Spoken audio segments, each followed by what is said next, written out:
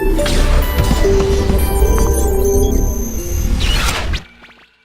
maiden UK Nigerian Climate Finance Accelerator workshop officially closed today in Lagos with a special ceremony at the zonal office of the Securities and Exchange Commission.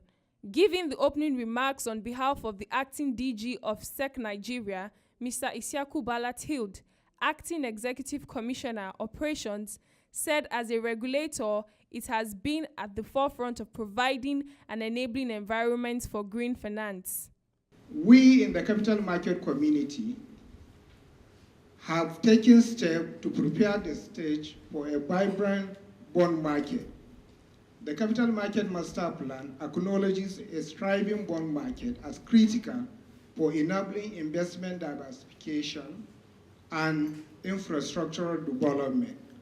We believe this can be achieved by providing elegant framework and guidelines for green financing. In addition, the Commission is partnering with Climate Bond Initiative to building capacity in the green financing at the SEC and among market operators. The Commission will be glad to partner with other organizations in promoting climate financing. Introducing context setting for project presentations, Mr. Chris Dodwell, Senior Director, Ricardo Energy and Environment, asserted that the workshop aimed at showcasing the financial market and the essence of green financing for a thriving Nigerian economy.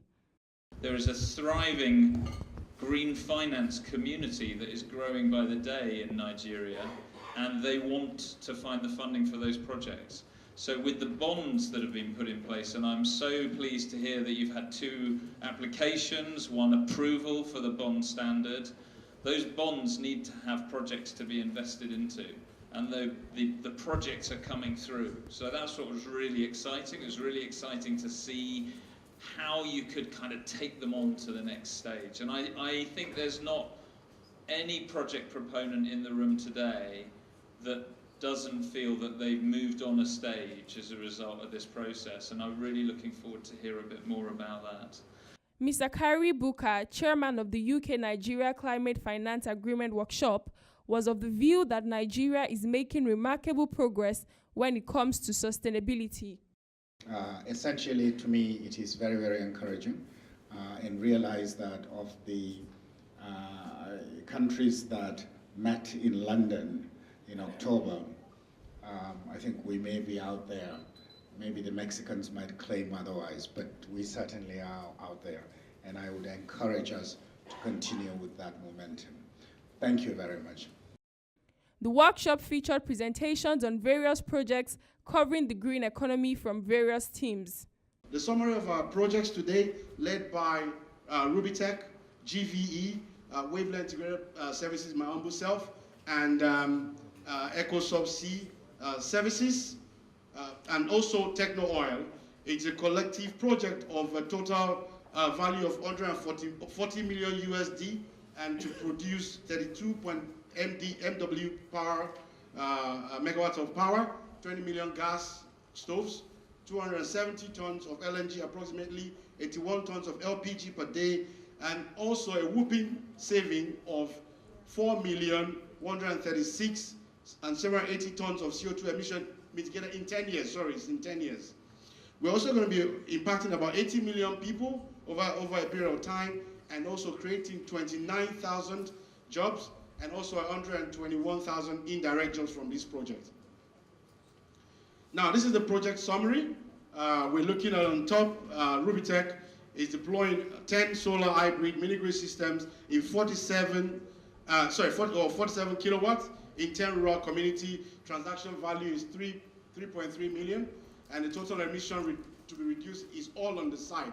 Cumulatively, we are talking of a large sum of emission to be reduced over a long period of time. So you can see the project. Wavelength Integrated Power Service is introducing 400 micro hydropower mini-grid systems in 400 rural communities, affecting a lot of lives. We're looking at Techno Oil producing 20 million of gas LPG stoves over a period of 5 years. EcoSubsea is producing 21 megawatts of power, and also fallout of LPG, LNG from this project. And also, we're looking at Green Village, generating 48 PV solar mini grid of 50 kilowatt each, affecting Nigeria as a whole. So you can see these projects are targeted to meet the goal and objective of the CFA and what we are all listening to in this room.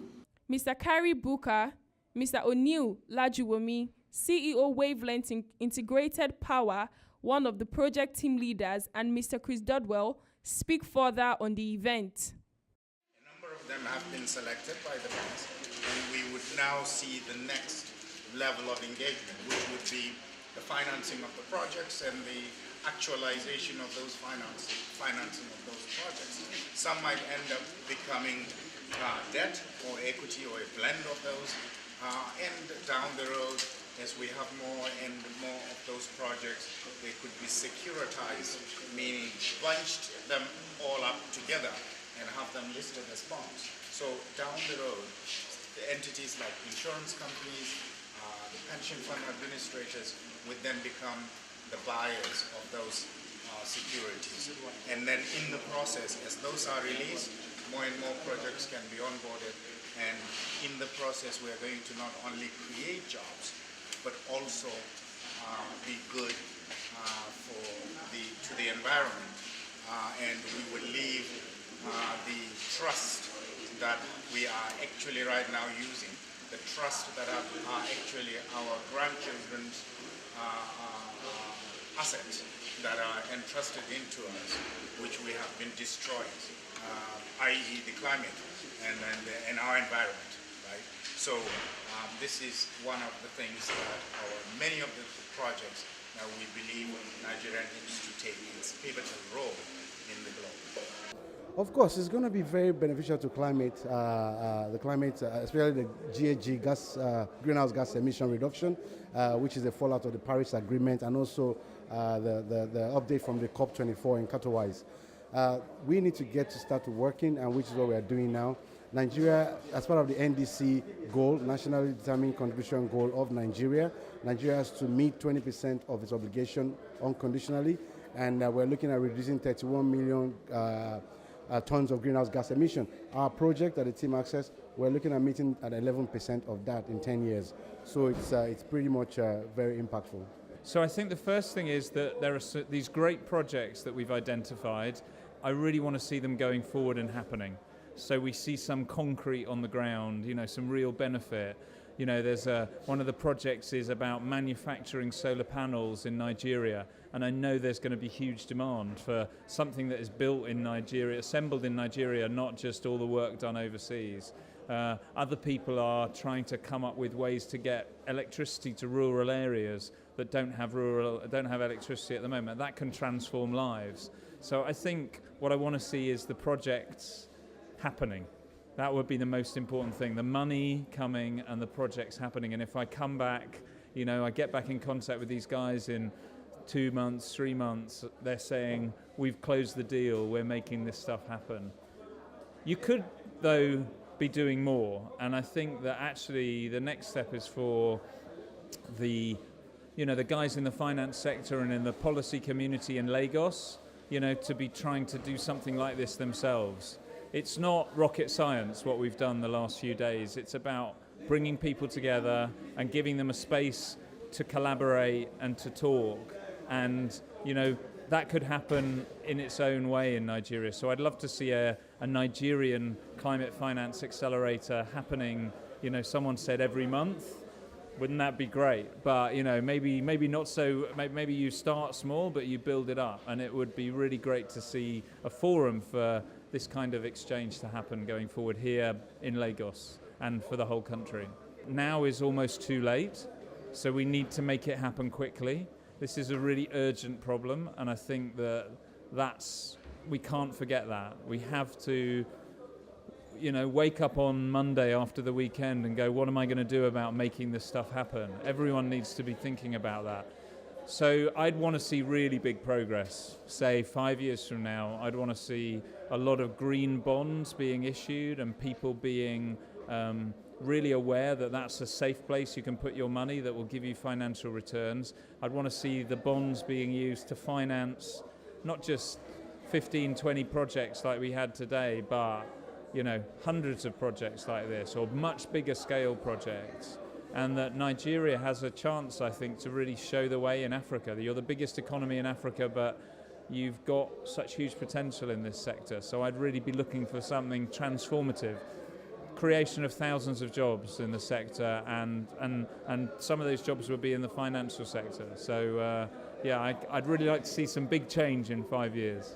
The key takeaways from the 4-day workshop is the need for more awareness and collaboration amongst stakeholders in the climate finance space. There should be more dialogue and collaborations between project developers, financial experts, and climate experts on financing a sustainable Nigerian environment.